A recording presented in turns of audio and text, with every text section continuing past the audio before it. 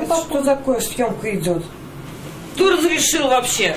Эта 45-летняя женщина была либо настолько сильно пьяна, либо просто не осознала, что произошло, и спокойно легла спать. Сегодня рано утром на улице Мусиной из квартиры на 9-м этаже прямо на ее глазах выпала 68-летняя пенсионерка, мать этой женщины. И уже вижу руки. Руками. Я подбежала, я не успела зажить. Она уже она отцеплялась.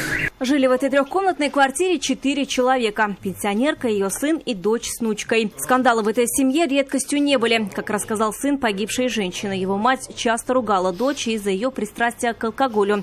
Этим утром дочь снова вернулась домой пьяная. Разразился очередной скандал. В пылу ссоры пенсионерка открыла на кухне окно, перелезла через подоконник и сорвалась. Травмы оказались несовместимы с жизнью. Она скончалась на месте. А сам момент, когда ваша мама вот из окна выпала, вы видели? Я спал, меня сестра разбудила.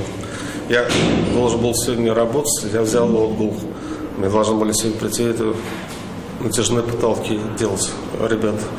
Вот, я думал, в обед. Я думал, посплю еще.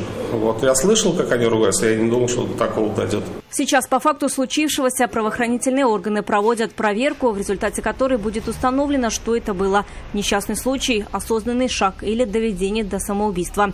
И будет принято соответствующее процессуальное решение.